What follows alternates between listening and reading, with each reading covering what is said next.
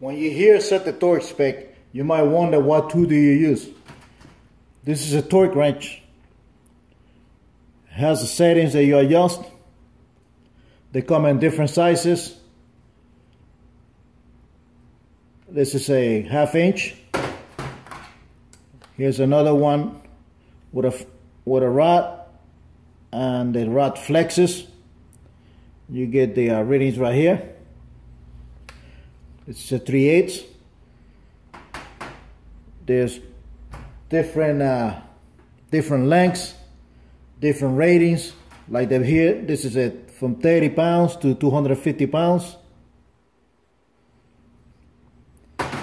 You got smaller ones. They will go for smaller readings.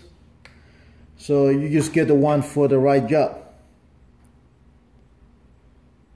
Depends what you're trying to do. They also have digital ones with extra features in them.